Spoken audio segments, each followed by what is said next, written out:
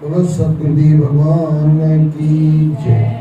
हरे कृष्ण कृष्ण कृष्ण हरे हरे, हरे राम राम राम हरे हरे। सृष्टि के रचनाकार परमात्मा अकाल पुरख के चरणों में बारंबार मेरी नमस्कार। सृष्टि के मालिक गुरु परंपरा, गुरु पद और सभी गुरुओं के चरणों में, यानी सृष्टि के मालिकों के चरणों में बारंबार मेरी नमस्कार। सृष्टि के सभी माता पिता, आप सभी के माता पिता और सभी के माता पिता के चरणों में बारंबार मेरी नमस्कार, और आप सभी के चरणों में बारंबार मेरी नमस्कार। और आप सभी को प्यार भरी सतनाम साखी, सतनाम साखी, सतनाम साखी। ईश्वर की और गुरुओं की परम असीम कृपा से हम सत्संग में जुड़ रहे हैं। आइए जुड़ने से पहले प्रार्थना करें, हम जीवन में सफल हैं, जीवन को सफल करें। इसी प्रार्थना के साथ सत्संग में प्रवेश करें। फिर से एक बार सतनाम साखी, सतनाम साखी, सतनाम साखी। श्रीमद् भागवत महापुराण और उसके अंदर 10वां सिकंद और उसके अंदर आज 39वां अध्याय, श्री कृष्ण और बलराम जी का मथुरागमन। श्री सुखदेव जी ने कहा, परीक्षित, जब नंद बाबा अक्रूर जी से ऐसा कह रहे थे तब कृष्ण ने उनसे पूछा, चाचा जी आपका हृदय बड़ा शुद्ध है, कृपया हमें यह बताइए कि हमारा कंस मामा हमारे कुल के विनाश के लिए इन दिनों कौन सी योजनाएं बना रहा है। चाचा जी, यह कितने खेद की बात है कि उसने अपनी बहन और बहनोई को बंदी गृह में डाल रखा है और उनके बच्चों को निर्दयता के साथ उसने मार डाला है। मैं बहुत दिनों से अपने किसी परिजन से भेंट करना चाहता था, सौभाग्य से आज आपके दर्शन हो गए। आप कृपया करके बताइए कि आपका शुभागमन किस कारण से हुआ है। परीक्षित, जब कृष्ण ने अक्रूर जी से इस प्रकार प्रश्न किया तब उन्होंने बताया, बेटा, कंस ने सभी यदुवंशियों से घोर वेर बांध रखा है, यानी दुश्मन बना रखा है, अपना दुश्मन समझ रखा है। वह तो वसुदेव को भी मारने का उपक्रम कर चुका है। अब उसने मुझे तुम दोनों, कृष्ण और बलराम को लेने भेजा है। वह तुम दोनों को खत्म कर देना चाहता है। उसे पता चल चुका है कि तुम ही देवकी के 8वें पुत्र हो, उसके काल हो। अक्रूर जी ने इस प्रकार जेल में कृष्ण के जन्म लेने और वसुदेव जी द्वारा उसे नंद बाबा के पास पहुंचाने आदि की पूरी कथा विस्तार से सुना दी। अक्रूर जी की बात सुनकर नंद बाबा तो उदास हो गए, किंतु श्री कृष्ण और बलराम जी हंसने लगे। उन्होंने नंद बाबा और यशोदा को आश्वासन दिया कि कृष्ण उन्हीं का पुत्र है और उन्हीं का रहेगा। वह रात नंद बाबा और यशोदा ने रोते रोते काटी। वह रात नंद बाबा और यशोदा ने रोते रोते काटी। कंस की आज्ञा को टालना असंभव था। वह राजा था और वे प्रजा थी। आज्ञा का पालन आवश्यक था। कृष्ण और बलराम उन्हें अच्छी प्रकार समझा बुझाकर आश्वस्त किया। कृष्ण और बलराम ने उन्हें अच्छी प्रकार समझा बुझाकर आश्वस्त किया। तब कहीं जाकर प्रातःकाल भारी मन से उन्होंने कंस को भेंट देने के लिए शकड़ों में सामग्री भरवाई और श्री कृष्ण और बलराम को मथुरा जाने की अनुमति दी। उन्होंने उसके साथ जाने के लिए अनेक ग्वाल बालों को भी तैयार रहने के लिए कह दिया। मथुरा में बड़ा भारी उत्सव होने वाला है, उसे देखने के लिए सारी प्रजा एकत्र हो रही है। यही संदेश उन्होंने ग्वाल बालों को दिया। सारे विरज में यह समाचार फैल गया और लोग अपने अपने शकड़े तैयार करने लगे। परीक्षित, जब गोपियों ने सुना कि उसके मनमोहन श्याम सुंदर और बलराम जी को मथुरा ले जाने के लिए अक्रूर जी आए हैं तो वे बहुत दुखी हुई। व्याकुल होकर वे विलाप करने लगी, वाह रे विधाता, तुम अपनी इच्छा से जैसा चाहे वैसा विधान बना लेते हो, पर तुम्हें हमारी व्यथा की कोई चिंता नहीं है, कोई दया भाव नहीं है तुम्हारे मन में। क्या दया भाव नहीं है कोई तुम्हारे मन में? तुम पहले दो प्रेमियों को आपस में जोड़ते हो, फिर उनकी अभिलाषाओं की तृप्ति होने से पूर्व ही उन्हें विलग कर देते हो। तुम्हारा यह खेल उचित नहीं है। पहले तुमने हमें श्याम सुंदर का सुंदर मुखड़ा दिखा दिया, उसके प्रति हमारे मन में प्रेम उत्पन्न करा दिया, और अब तुम हमें विरह की अग्नि में दग्ध होने के लिए यानी जलाने के लिए छोड़कर हमारे श्याम सुंदर को हमसे दूर ले जा रहे हो। इसमें अक्रूर जी का भला क्या दोष है? इसमें अक्रूर जी का भला क्या दोष है? वे तो राजा की आज्ञा का पालन कर रहे हैं, परंतु तुम्हारी क्रूरता इसमें साफ दिखाई दे रही है। तुम हमसे हमारा सुख छीन रहे हो। अब जरा नटवर नागर श्याम सुंदर का भी प्रेम देखो। उन्हें भी नए नए लोगों से मिलने की चाट पड़ गई है। एक ही क्षण में इन्होंने हमारा सारा प्रेम भुला दिया और चल पड़े मथुरा की ओर। अभी हमें किसके सहारे छोड़े जा रहे हैं? हमारा हृदय हाहाकार कर रहा है, आंखों में लगातार अश्रु बह रहे हैं। यह इन्हें क्यों नहीं दिखाई देता?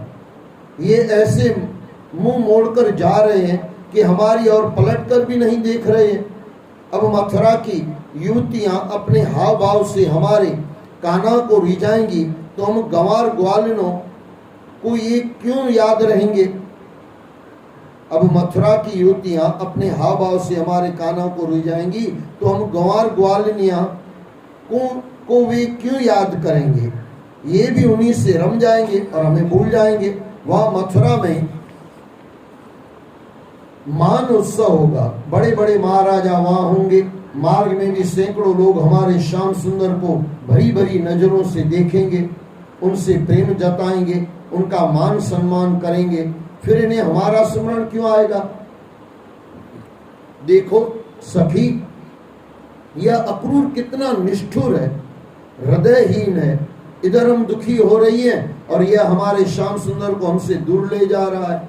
इससे हमारी जरा भी परवाह नहीं है।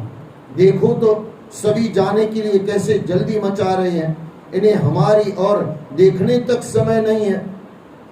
अब हम क्या करें? लगता है आज विधाता सर्वथा हमारे प्रतिकूल है। चलो हम स्वयं ही चलकर अपने प्राण प्यारे श्याम सुंदर को रोकें। ये कुल के बड़े बूढ़े हमारा क्या कर लेंगे? हम तो आधे पल के लिए भी अपने प्राण वल्लभ से दूर नहीं होना चाहते, पर आज यह कैसा कुयोग आया है कि हमसे दूर जा रहे हैं। अब कौन हमारे साथ रात रात भर रास रचाएगा? कौन हमारी गायों को चराएगा? कौन हमारी मटकी फोड़ेगा? कौन हमें बांसुरी की मधुर तान सुनाएगा? कौन हमारा मक्खन दही चोरी करेगा? कौन हमारा माखन दही चोरी करेगा? कौन हमें अपनी बाकी चितवन से घायल करेगा? नहीं नहीं, हम अपने प्राण प्यारे कान्हा को नहीं जाने देंगे। परीक्षित, गोपियां जब इस प्रकार बातें कर रही थी तब उनका एक एक भाव, मनोभाव, अनुभव, व्याकुलता, अश्रुपात श्री कृष्ण का स्पर्श और आलिंगन कर रहा था। वे स्वयं भी गोपियों का साथ छोड़कर जाने से व्याकुल थे। जाने से व्याकुल थे, परंतु उनका लक्ष्य उन्हें पुकार रहा था। उन्हें वहां जाना ही होगा और दुष्ट कंस को उसके किए का दंड देना ही होगा। विरह की वेदना से व्याकुल होकर गोपियां लोक लाज छोड़कर हे गोविंद, हे माधव, हे कान्हा, हे श्याम सुंदर कहती हुई रोने लगी और श्री कृष्ण का रथ घेर कर खड़ी हो गई। यदुवंशी शिरोमणि भगवान श्री कृष्ण ने गोपियों की मनोदशा को देखा तो उनका हृदय भी व्यथित हो उठा। उन्होंने उन्हें आश्वासन देते हुए कहा कि वे फिर आएंगे। धीरज देकर उन्होंने किसी तरह उन्हें शांत किया और फिर शीघ्रता से उन्हें वहीं खड़ी छोड़कर चल दिए। परीक्षित, भगवान श्री कृष्ण और बलराम जी अक्रूर जी के रथ पर सवार थे। वे चलते चलते यमुना जी के तट पर पहुंचे। वहां उन्होंने हाथ मुंह धोया और थोड़ा जलपान किया।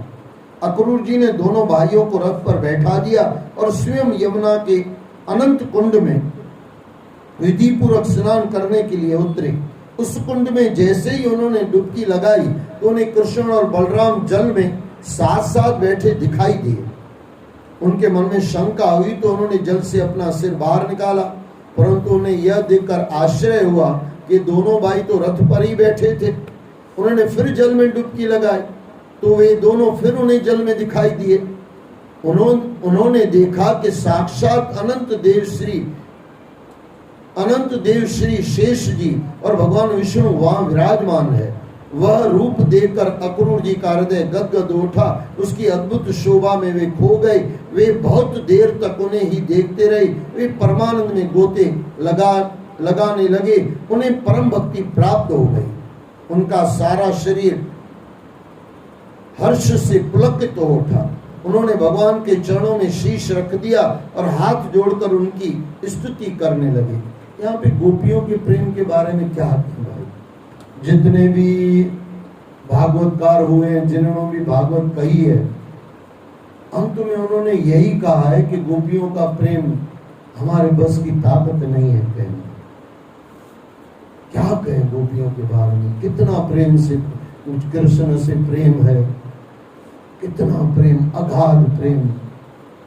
ऐसे कहा जाता है कि गोपियों का 1% भी अगर इंसान के अंदर प्रेम आ जाए, इंसान डर जाए। 1%, 99% की तो बात ही जाने दो। 1% भी गोपी का प्रेम, निश्चल प्रेम, उसको कृष्ण के सिवाय कुछ दिखाई नहीं देता। कंस में और गोपियों में ये फर्क है। कंस को भी उठते बैठते कृष्ण दिखाई दे रहा है, लेकिन दुश्मन के रूप में दिखाई दे रहा है। दुश्मन के रूप में दिखाई देने से फायदा ये होगा, कंस तर जाएगा, लेकिन वो दुखी होके मरेगा, दुखी होके भले तरेगा, कोई दिक्कत नहीं। लेकिन गोपियां भले कृष्ण से नहीं मिलेगी आज के बाद, बस ये अभी लास्ट मुलाकात है कृष्ण की, उसके बाद वापस कभी कृष्ण नहीं आया, कभी नहीं आया। और ऐसे कहते हैं एक बार राधा गई थी, राधा ने बुलाया था बाहर कृष्ण को, बोले तू इतना निष्ठुर कैसे हो सकता है, वो मेरा वाला कृष्ण नहीं है। और कहते हैं कृष्ण की आंखों में भी आंसू थे और कहा था प्रेम मिलने का नाम नहीं है, प्रेम बिछड़ने का नाम है। और जो प्रेम में बिछड़ाव न हो ना, तो मुलाकात की कोई वैल्यू नहीं रहती। कृष्ण अगर वापस आ जाता ना, जो कि होना ही नहीं था, तो ये जो प्रेम, अगाध प्रेम है गोपियों का, वो थोड़ी दिखाई देता। कितना, कोई ज्यादा फर्क थोड़ी था, किलोमीटर के हिसाब से कोई ज्यादा फर्क नहीं है।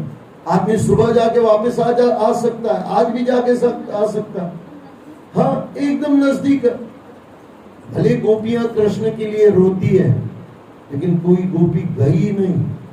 भले कृष्ण भी, अरे वो कहते हैं ना कि भाई एक बार देवकी ने खाना रखा कृष्ण के लिए, उसमें मक्खन था, कृष्ण उठ के खड़े हो गए। अब इसके देवकी को लगा ये क्या हुआ, इसको रोज खाता है, आज इसको क्या हुआ।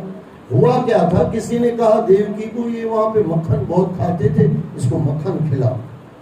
और माँ है ना भाई, माँ का हृदय है, उसने खाना रखा देवकी माता ने और उसमें मक्खन रखा। कहती है कृष्ण उठ गया।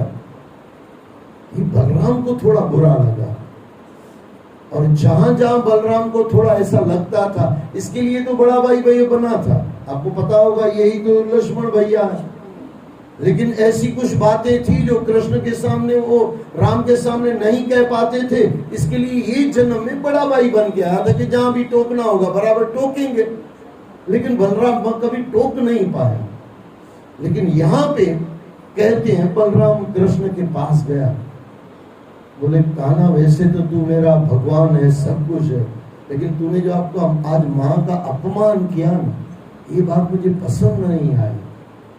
बोले भैया बात बताऊं, दाऊ बात बताऊं, पसंद तो मुझे भी नहीं आई, लेकिन मेरी माँ को कह दे तुझे जो देना हो देना, कभी मक्खन मुझे मत देना, क्योंकि मुझे मक्खन याद आ, मक्खन दिखता है तो मेरी गोपियां दिखती है, मेरी माता यशोदा दिखती है, और फिर मैं खा नहीं पाऊंगा, रोता ही रहूंगा। ये भगवान है भाई, क्या कहें कृष्ण के बारे में। गोपियां तो गोपियां ही है, लेकिन कृष्ण भी क्या कृष्ण है, क्या प्रेम है दोनों में, अगाध प्रेम। जहाँ न कुछ लेना है न कुछ देना है, ओनली प्रेम देना है और प्रेम ही लेना है। आज का इंसान, ये भगवान कृष्ण गीता में आगे चल के कहते हैं कि किसी से निस्वार्थ प्रेम करो, बिना स्वार्थ के फल की, आज कोई भी फल की इच्छा मत करो। कृष्ण को गोपियों से कुछ नहीं चाहिए था, और ऐसे देखने जाओ ना, गोपियों भी कृष्ण से कुछ नहीं चाहती, ओनली प्रेम। प्रेम देना है, प्रेम लेना है, और प्रेम में कोई वस्तुओं की वो नहीं होती। वस्तु दे दी तो प्रेम को समझो गाली लग जाती है। प्रेम के सब नियम अलग होते हैं। प्रेमी कोई कहे कि आप कभी समझो आपके घर पे कोई प्रेमी आए, बोले आज खाना खा के जाओ, बोले नहीं खा के जाऊंगा, यानी समझ लेना खा के जाएगा। प्रेम में ना हाँ होती है और हाँ ना होती है, करीब करीब ऐसा होता है। अच्छा, प्रेम में गालियां भी मजे में लगती है। प्रेम में गाली नहीं दो तो बुरा लगता, और झगड़े में गाली दो तो बुरा लगता। गजब है। प्रेम के सब नियम अलग है, और सच पूछो ना, प्रेम में कोई नियम होता ही नहीं है। या तो प्रेम के ही नियम होते हैं, या तो प्रेम का कोई नियम ही नहीं होता। अब गोपियां ने कभी नहीं सोचा हम कृष्ण से मिलने जाएं। हाँ, सोचा होगा, ऐसे नहीं कि नहीं सोचा होगा, लेकिन उसको लगा होगा पता नहीं कृष्ण कौन से काम में अटके होंगे, और हम जाके उसको दुखी करें, अपना प्रेम दिखाएं। प्रेम दिखावा थोड़ी है भाई, प्रेम से जिया जाता है, प्रेम दिखाया नहीं जाता। माँ कभी अपने बेटे को प्रेम दिखाती है क्या? दिखा भी नहीं पाएगी ना। प्रेम क्या दिखाओगे आप, कैसे दिखाओगे? कुछ चीजें नहीं दिखाई जा सकती। एक है, गोपी जब भी कृष्ण को याद करती है अश्रु बहते हैं, और कृष्ण जब भी गोपी को, माता यशोदा को, नंद बाबा को याद करता है, आंख से आंसू बहते हैं। ये आंसू ही प्रेम की पहचान है। अगर मुझे कहने का मौका मिले तो कृष्ण ये प्रेम में कौन से नियम है? आंसू ही प्रेम की पहचान है। जहां प्रेम है वहां आंसू होंगे ही होंगे, और आंसू न हो ऐसा हो नहीं सकता। और बरसों के बाद गोपियों से मुलाकात हुई है, ऐसा नहीं कि नहीं हुई है, हुई है। ग्रहण के समय वहां पे जब हुआ था पूरा, माता भी मिली थी जब, हाँ वहां पे सब वो ये चंद्र ग्रहण या सूर्य ग्रहण जो भी हो, हाँ ग्रहण के समय में वहां पे मुलाकात हुई थी। वहां पे बहुत सारी बातचीत हुई है, और वहां पे देवकी ने ये यशोदा को कहा है कि आज मेरा कान्हा माखन खाता नहीं है। तब जाके ये यशोदा को लगा था कि मेरा बेटा मेरे से प्यार तो करता है। फिर कभी उसने माखन नहीं खाया।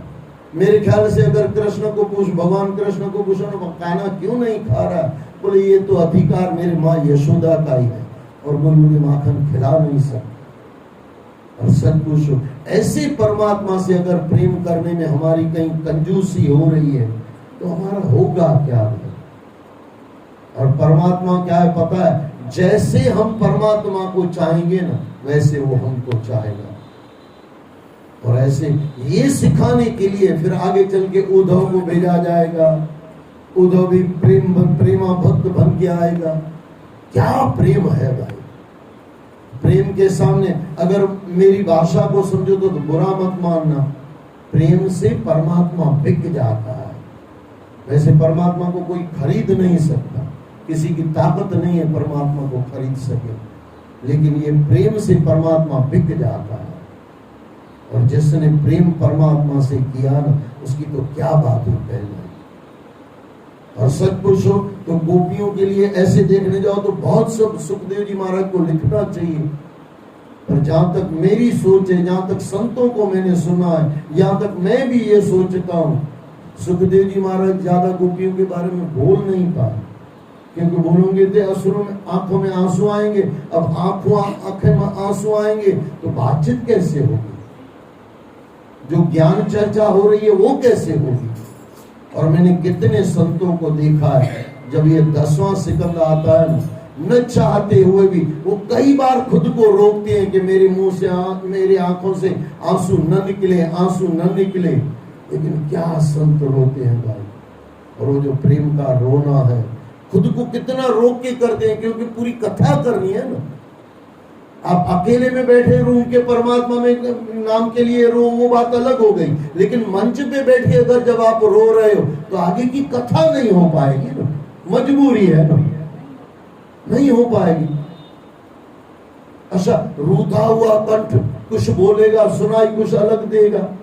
आप कभी जब प्रेम में रोते हो, आप कभी देखना आपकी वाणी में तुतलापन आ जाएगा, भारी भारी मन से कुछ अलग बोला जाएगा, सामने वाला समझ नहीं पाएगा।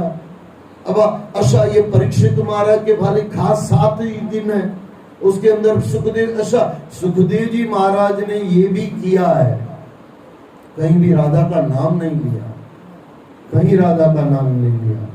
और कहते हैं अगर राधा का नाम लेते ना ये बाबा जी तो फिर अपने समाधि में लग जाते और उसके 7 दिन ऐसे ही पूरे हो जाते। क्योंकि ऐसे कहा जाता है कि सुखदेव जी महाराज की कोई गुरु है तो राधा माता, राधा को गुरु बनाया। ऐसे कहते हैं, गुरु का नाम मुख से लिया नहीं जाता। आप कोई पूछे, आपने बता दिया तो कोई नुकसान नहीं है, गलत बात नहीं है। लेकिन इतने लोगों को मैंने सच्चे संतों को देखा है, गुरु का नाम अपने मुंह से लेते नहीं है। अच्छा, क्यों नहीं लेते हैं? उसके पीछे एक राज है। ऐसी कहावत है, आपने सुनी होगी, नाम तेनु नाश। जिसका भी नाम आएगा ना वो नाश हो जाता है। नाम का नाश होता है, नामी का नाश नहीं होता। लेकिन इसके लिए अच्छा, कोई संत से मैंने सुना, माताएं जब बच्ची शादी करके जाती है ना, बच्चियां जब शादी करके जाती है, पुराने जमाने में, अब तो जमाना बदल गया, अब तो इतनी अक्ल लोगों को है ही नहीं। बोले राख लगाती थी ना तो उसके ऊपर नाम लिखा रहता था अपने बाप का या ससुर का, जो घर से बर्तन आए हैं, मैके से जो बर्तन आए हैं उसमें बाप का नाम लिखा है ना। यानी समझो कमला देवी बच्ची का नाम है तो पीछे सेवक भाई या कोई भी जो नाम है उसके पीछे नाम लगा है। तो वहां पे वो राख नहीं लगाती थी। क्यों? बोले मेरे बाप के नाम को मैं कैसे राख लगाऊं? मिट तो नहीं जाएगा नाम, लेकिन नाम के ऊपर नाम राख कैसे लगे? ये प्रेम था माताओं का। पूरा हम जमाना खा गए। आजकल आज के इंसान को एक ही है, पैसा कमाना आता है, बाकी कुछ नहीं आता। गधे के जैसा चलना है, कुत्तों के जैसे खाना है। मैंने एक जगह कहा तो मुझे लोग लड़ने आए। आज का इंसान गधे जैसा कमाता है, कुत्ते जैसा खाता है, हड्डियां खा के भी पेट भरता है। कुत्ते को मालूम है, कुत्ते को मालूम नहीं है कि हड्डी में से जो खून निकल रहा है ना वो मेरी जबान का है। अच्छा, इंसान को भी यही है ना, इंसान को खाने से जो मजा आता है ना वो उसका मजा उसका अपना है, हड्डियों में से थोड़ी है, मांस मशीन में से थोड़ी कुछ आनंद है, उसमें कुछ नहीं है। लेकिन इंसान नहीं समझता। वहां कुत्ते को पता नहीं चलता कि मेरा ही खून मैं पी रहा हूं, और इंसान को भी पता नहीं चलता ये खाने से कोई मजा नहीं है, मजा तो जो मेरे पास है वही मुझे मिल रहा है। कुत्तों के जैसे हम खाते हैं, गधों के जैसे हम कमाते हैं, और बुढ़े होके उल्लू की तरह सबको देखते रहते। करतूत पशु की मानस जा, लोग पचारा करे दिन रात। ये गोपियों के प्रेम से कुछ सीखना हो ना आपको और हमको, परमात्मा से कम आधा घंटा परमात्मा को दे दो। वैसे तो मैं 1 घंटा कहता हूँ, वैसे तो 3 घंटा, और कम करो तो 2 घंटे 40 मिनट, और कम करो तो 1 घंटा, और कम करो तो 24 मिनट। 24 घंटे 24 मिनट, 1 घंटे का 1 मिनट। अगर इतना भी नहीं दो तो फिर तो इंसान की क्या औकात है भाई। फिर तो आदमी कुत्ता बन के आया है, बना तो मनुष्य जन्म लेके आया था। इंसान जब जाता है तो पता नहीं कुत्ता बनेंगे बिल्ली बनेंगे, कहाँ पता है भाई। मैं कल भी या परसों भी आपको कहा, कभी बैठ के सोचना, जो भी आपकी उम्र है अभी के अभी अगर हम मर जाए तो ऐसा कुछ काम किया है कि वापस परमात्मा हमको मनुष्य जन्म दे? अगर नहीं किया तो आपको नहीं लग रहा बहुत बड़ी खोट है? अच्छा, 60 बरस में, मैं 60 बरस का हूँ, करीब करीब आप मेरे जितने हो, यहाँ थोड़ा मेरे से ज्यादा होंगे, यहाँ 5-10 बरस नीचे होगा। अब 60 बरस तक पूरी जवानी हम खा चुके, अब बुढ़ापे में कहाँ से परमात्मा याद करेंगे? लेकिन फिर भी अगर हम चल पड़े तो आनंद आ गया। ये परमात्मा पता नहीं कितना दयालु होगा। कोई भी उम्र में परमात्मा के चाहो परमात्मा मिल सकता है। मैं काफी बार कहता हूँ 60 बरस 80 बरस का बुढ़ा बैठ के माँ को याद करे, माँ वापस नहीं मिलेगी। 80 बरस का बुढ़ा परमात्मा को बैठ के याद करे, भगवान मिल जाएगा। तो कितना सरल है परमात्मा। संसार 80 बरस के बाद आपको नहीं मिल सकता, ना आपकी शक्ति होगी, ना आपको कमाने की ताकत, ना आपको अक्ल, कुछ नहीं होता है। लेकिन बेवकूफ से बेवकूफ इंसान दिल से कह दे हे कृष्ण तू मेरा। आपको नहीं लगता है कृष्ण भी कह देगा तू बेटे मेरा?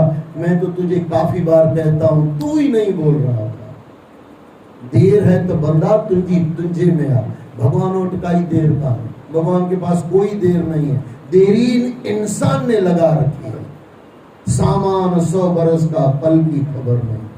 तो गोपियों से प्रेम हम सीखें और अपने जीवन को शुद्ध करें।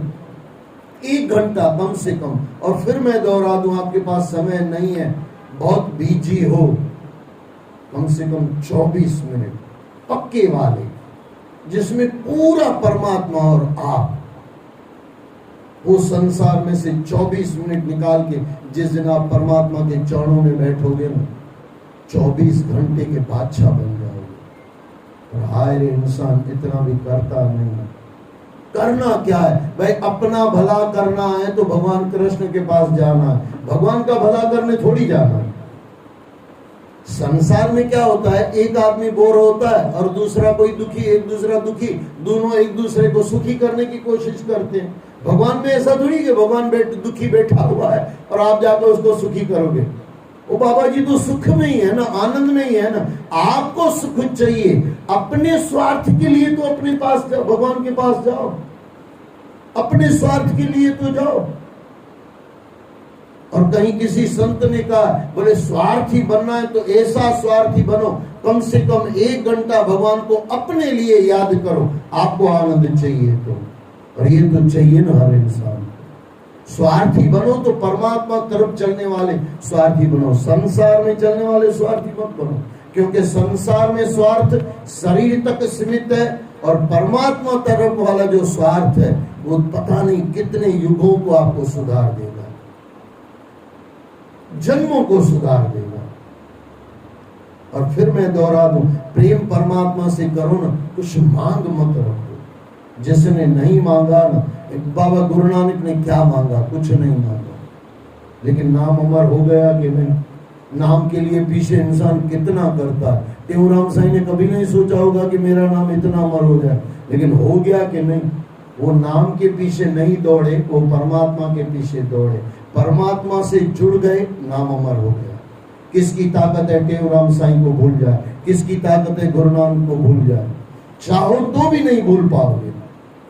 सदियां उनको, या सदियां तो क्या है, सूरज चांद तो उनके सामने बच्चे हैं। सूरज चला जाएगा फिर भी गुरु नानक का नाम रहेगा, सूरज चला जाएगा, चंदा चला जाएगा, फिर भी टेऊराम साईं का नाम रहेगा। क्यों रहेगा? क्योंकि सच से जुड़ गए। क्यों सच चलेगा? क्यों सच ही पहले था। आद सच जुगाद सच है भी सच, नानक होसी भी सच। तो सच से जुड़े, और सच से जुड़ने से पहले प्रेम जीवन में आ जाए तो सच से जुड़ ही गए। और सब प्रेम यानी मुझे किसी से कुछ नहीं चाहिए। आज के बाद नियम, जीवन में एक नियम बना दो, सबको देना सीखो, लेना किसी से मत सीखो।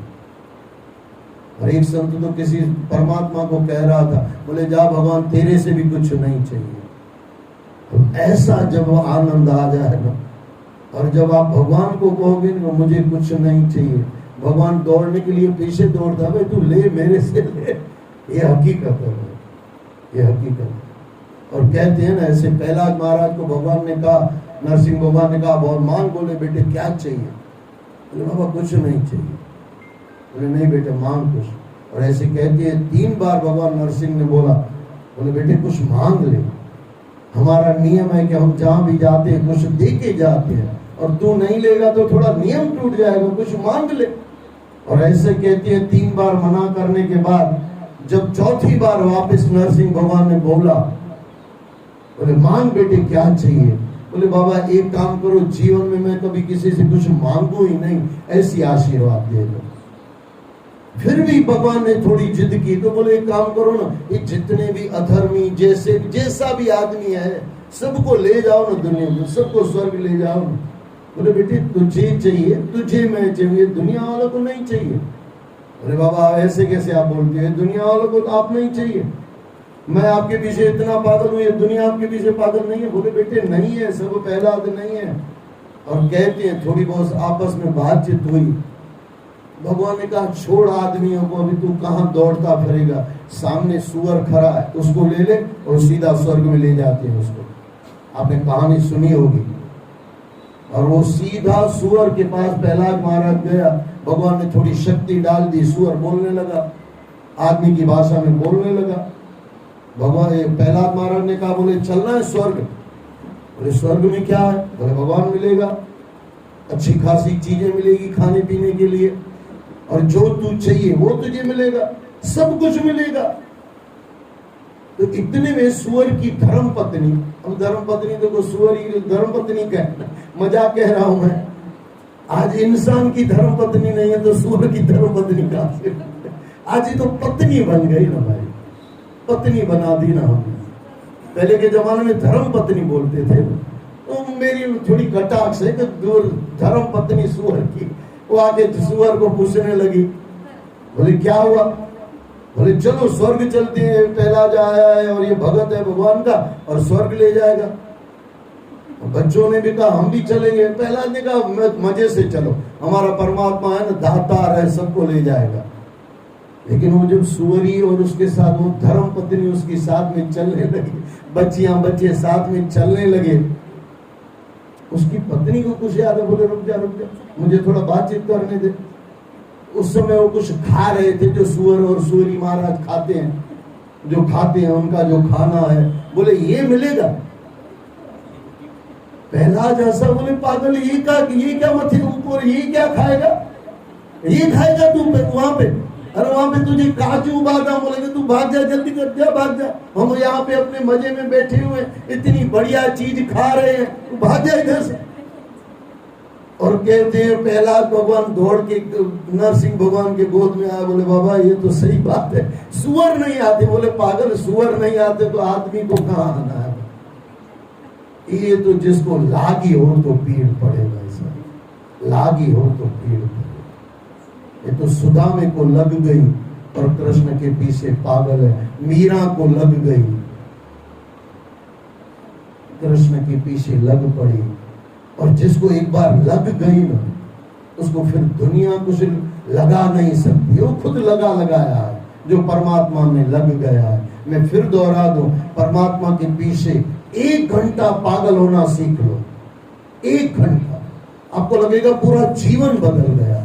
1 घंटा अपने परमात्मा से अपने रूम में 1 घंटा जो आप, अच्छा वो ऐसा समय नहीं हो कि रात को 3 बजे उठ के बैठे हुए हो, अब आप झूठा खा रहे हो, ये समझो झोंके खा रहे हो। कई माता मुझे कहती है अमृत वेले में इलाही मजो इंगा, माता जी की झूठा खाई आई है ना, झोंका लेके आई थी ना, उसका मजा है। कोई सत्संग का मजा थोड़ी है तेरे पास, सत्संग का मजा होता तो कहाँ पहुंच जाती माता तू। इसका मतलब ये नहीं कि सुबह नहीं उठो, लेकिन आप 10 बजे सो जाओ, फिर आप 4 बजे उठो। 2:30 बजे 3 बजे सोने वाला 4 बजे उठेगा ना, झोंका खाएगा। अच्छा वो एक को किसी ने पूछा, बोले रात को नींद आई थी? बोले पता ये निद्रा देवी आई थी? बोले पता नहीं, मैं तो सो गया था, निद्रा देवी आई थी नहीं आई थी पता ही नहीं है। बस ऐसे है आज का मामला। आदमी सोता रहता है, उसको लगता है कोई आ गया, कोई नहीं आया, तेरी निद्रा ही आई थी माता। 10-12 बजे सोने वाला रात को 4 बजे मेरे हिसाब से तो उठना कोई मतलब नहीं है। अब फिर आप अगर ऐसे समझो भाई ऐसे महापुरुष हो कि 2 घंटे में आपकी नींद पूरी हो जाती है, वो आपको पता, मुझे पता नहीं। आपका कम से कम 4 से 5 घंटे जब तक इंसान नींद नहीं लेगा ना, यानी मुरझाया हुआ टाइम नहीं हो। आप परमात्मा को फूल कौन से चढ़ाते हो? ताजे चढ़ाते हैं ना, तो समय भी आपका मुरझाया हुआ न हो, वो भी ताजा हो। इसके लिए अमृत वेला कहा गया है। अमृत वेला यानी 10-11 बजे आप सो गए, 4 बजे उठे, ये जो अमृत वेला है ना एकदम ताजा है, एकदम ताजा। और जो ताजा फूल लेके परमात्मा के पास जाता है ना, जब उसकी आपके फूलों की सुगंध परमात्मा तक पहुंचती है ना, तो परमात्मा का भी आनंद शांति हमारे तक पहुंच जाता है। हमारा चीज उस तक पहुंचता है और उनकी चीज हमारी तक पहुंचती है। कब? जब वो मुरझाया हुआ फूल न हो तो। 90 बरस का बुढ़ा घर में कोई नहीं सुनता है, इसके आगे सत्संग में बैठता है, कोई मतलब नहीं है माता, कोई मतलब नहीं है। हाँ, मैं तो कितनी माताओं को जानता हूँ, वो बहू अपने सास को याद दिलाती है, सत्संग नहीं जाओगे। मुझे लगता है ये इतनी बहू सौरी भगत्याणी की थी, वो खबर पहुंच थी वैसा वो बनिए तो वाली ब्याह कोई कम बम थे ना। वो जाएगी तो कुछ उसकी निंदा चुगली करनी होगी, कुछ काम करना होगा।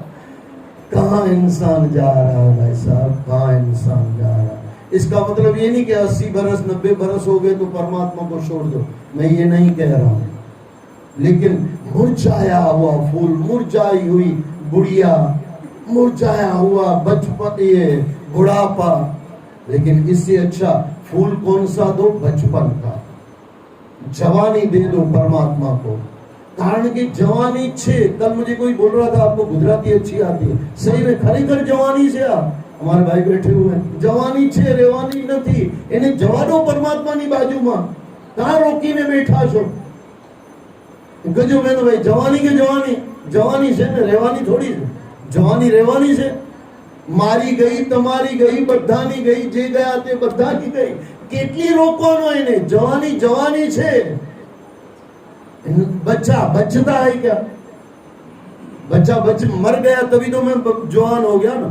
हर इंसान का बच्चा जो है, बच्चा चला गया ना, उसमें से फिर जवानी आया। ऐसा जवानी भी जवानी,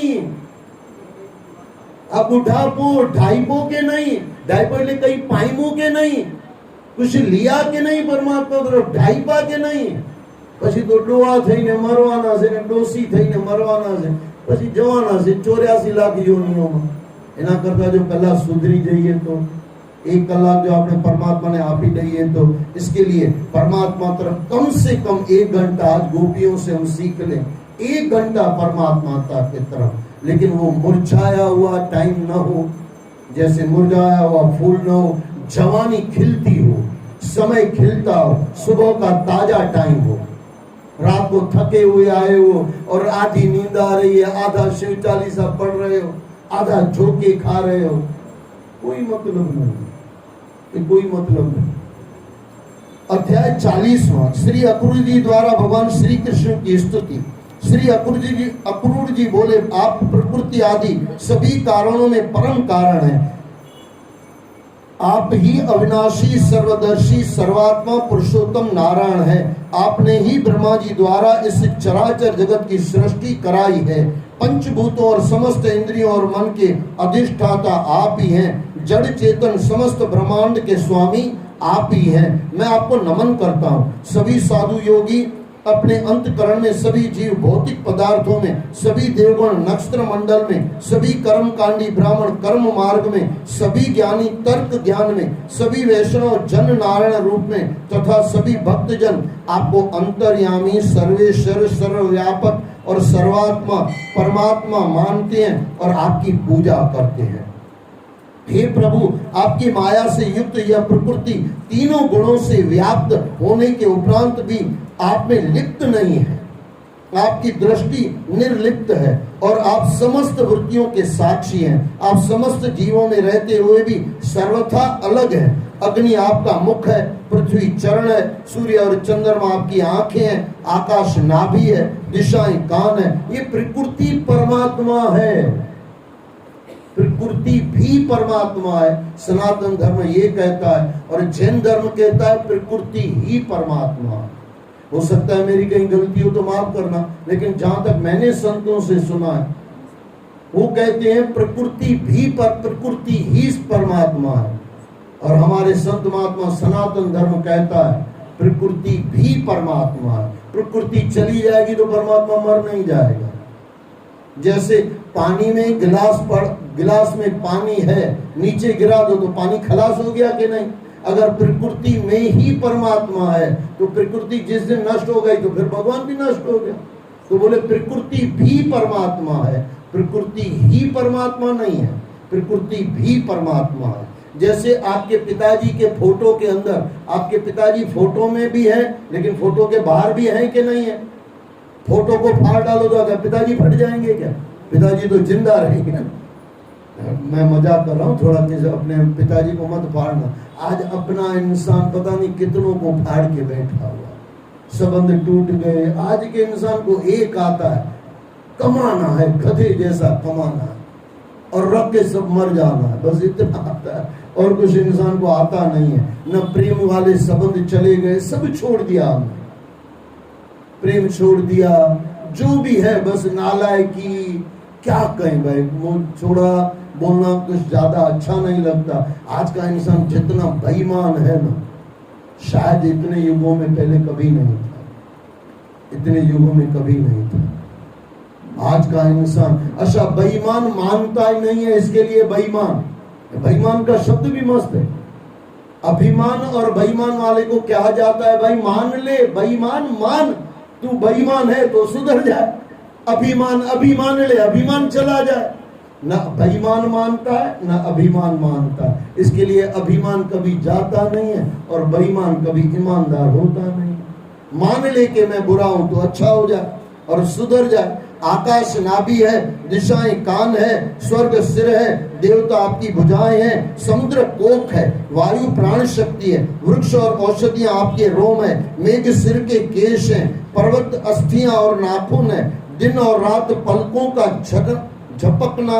झपकाना है, प्रजापति जनेन्द्रिया है, प्रजापति जननेन्द्रिया है और वृष्टि आपका वीर्य शक्ति है। आपके इस विश्व स्वरूप को हे प्रभु मैं नमन करता हूँ। प्रभु इस भूलोक में धर्म की स्थापना और अधर्म का विनाश तथा अपने भक्तों की सुरक्षा और दुष्टों का नाश करने के लिए ही आप तरह तरह के अवतार लेते हैं। आप धरती पर जो जो लीलाएं करते हैं सभी लोग उनका श्रवण और कथन करके आनंद प्राप्त करते हैं। परमात्मा के नाम के बिना आपको कहीं आनंद और शांति नहीं मिलेगी।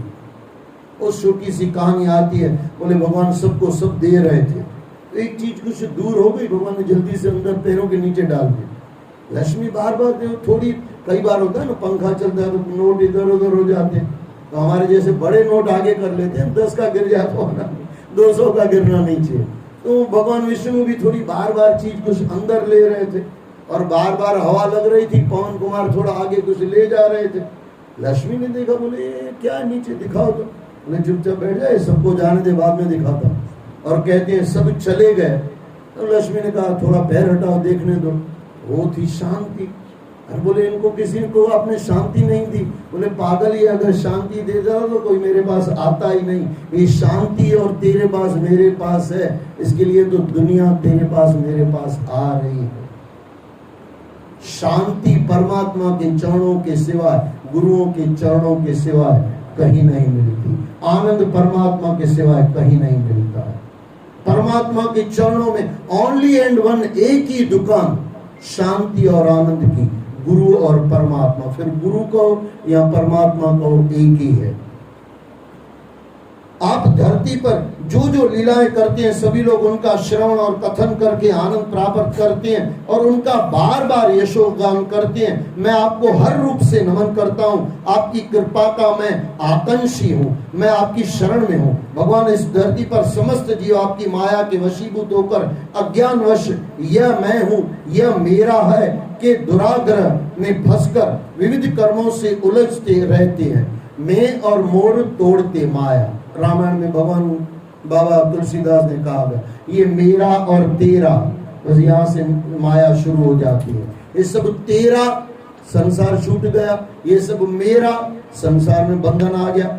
जन्म से लेकर मृत्यु तक एक पल के लिए भी उन्हें आपका सुमरण नहीं आता। ऐसे लोग इस धरती पर ही अपने कर्मों के भोग ग्रहण करते हैं। स्वर्ग नरक जो कुछ भी है वह सब आपने इस धरती पर ही स्थापित किया हुआ है। सभी जीव अपने अपने कर्मों के अनुसार यहाँ सुख दुख भोगते हैं। अपने परिवार में ही अब उनका मन रमा रहता है। मैं भी इसे सत्य समझकर उन्हीं के मोह में फंसा हुआ हूँ और भटक रहा हूँ। मेरी मूर्खता देखिए कि मैं अनित्य पदार्थों को ही नित्य, ये अगर समझ में आ जाए ना, मेरी मूर्खता देखिए, यानी आप ही की और हमारी सबकी यही मूर्खता है। क्या मूर्खता है?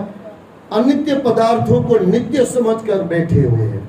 कभी भी जवानी चली जाएगी, बच्चा मर जाएगा, बचपन चला जाएगा, जवानी चली जवानी, अडोहोशे ने मौत लेने चाहिए, जैसे समझाई जाए तो मजा आ जाए।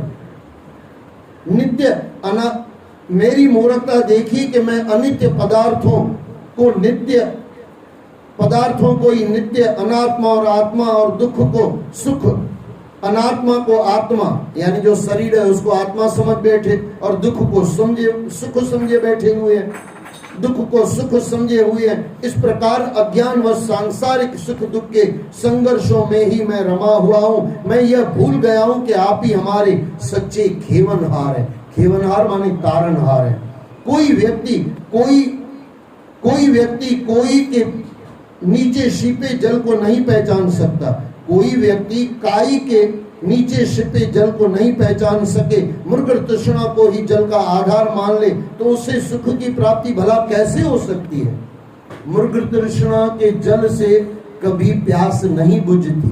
मृग तृष्णा उसमें मैं नहीं जा पाऊंगा, यानी थोड़े में समझ लो, रण प्रदेश में जिसको प्यास लगती है ना, उसको लगता है सामने जो रेत है वो नदी है, होती नहीं है। ये मृग तृष्णा वहां जैसे जैसे जाएगा और दुखी होता जाएगा।